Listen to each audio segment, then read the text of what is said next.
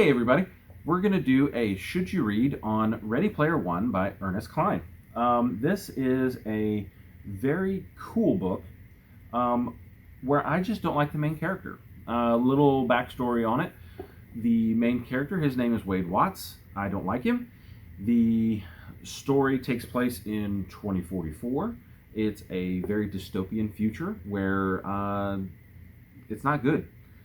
The world basically has escaped into a video game, and it was created by a man named Roy Halladay.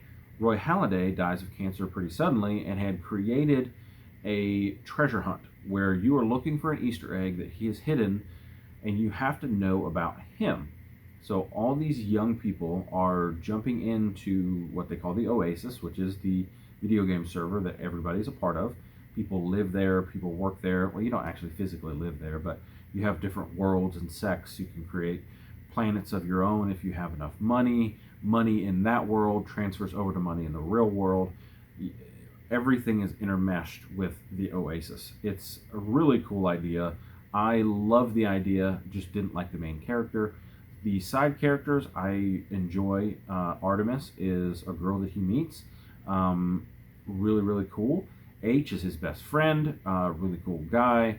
They spend a lot of time together. They're both after the egg, kind of in a competing manner, but you know, they always work together on certain things. They play video games against one another, kind of honing their skills.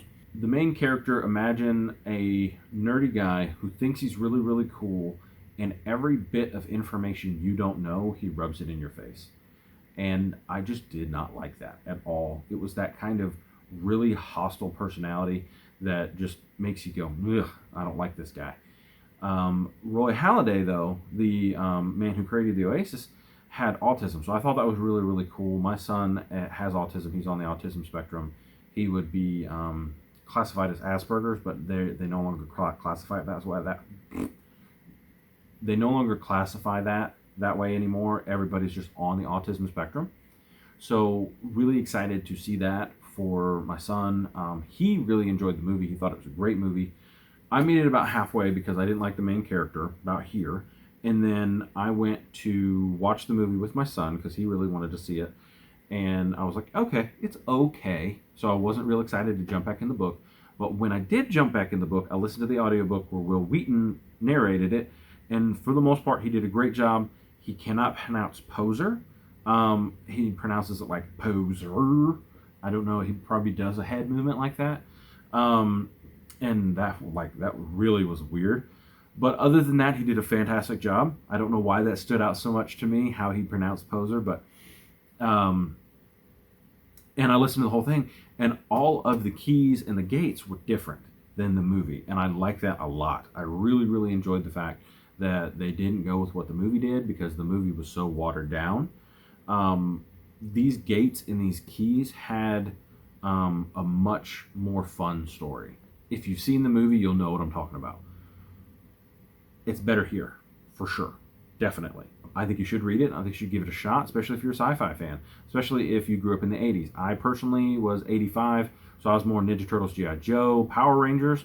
But if you were a Thundercats, Smurfs guy, this is your stuff. This is all the stuff you grew up with. But guys and girls will both enjoy this, I think. Really brought me back to my roots. I actually picked up an Ultraman comic because it's part of the story, and I thought that was really cool. A little bit before me, so some of the references flew over my head, but he spent a lot of time explaining them, so I got all the references, and don't feel like you're going to miss out if you weren't into pop culture back then. So if you haven't had a chance, check out Bookie Club. It's a really cool service. They've partnered with my channel. Right now we're doing Leviathan Wakes. We're about 50, 60 pages in, so you're not too late to jump in. Trying to go at a pace everybody can keep up with. I personally could beat that pace, but trying to go slow. That way everybody's on the same page. And then after 10 chapters, we're going to try to discuss, come to everything and say, hey, what do you think about this part? What do you think about that part? That way we're not spoiling somebody, you know, and saying, you know, stuff that they haven't made it to yet. Want to invite you to it. Links in the description. Next month, me and Nikki from I Read Past Our Bedtime are going to do Dune. Discuss it on the channel and maybe through Twitter. I'd love to have you guys discuss it with us as well for this buddy read. She had never read it. I read it when I was a kid, so I mailed her a copy of it because I found two for a very good price. And excited for Bookie Club. I just want to talk about books, really. You know, I do 2 YouTube videos a week, and, you know, the comment section has been great. But I really just want the opportunity that, hey, we're reading. Let's talk about this. Started a caravan club for Lightbringer, and we had a couple really cool people in there. And just wanted to expand it, wanted to make it more flushed out. So that's my hope for Bookie Club. They're going to do a big update coming up very soon. So when they do that, I'll show you a bit more about it, what the update looks like. So please subscribe to the channel. I know this rambled a little bit. All the social media links are also down in the description. I would love to talk with you on Goodreads or Twitter or Discord. All of those I try to stay active with. I'm horrible with social media, but for the channel, I try. So talk to you guys later. Love you. Bye.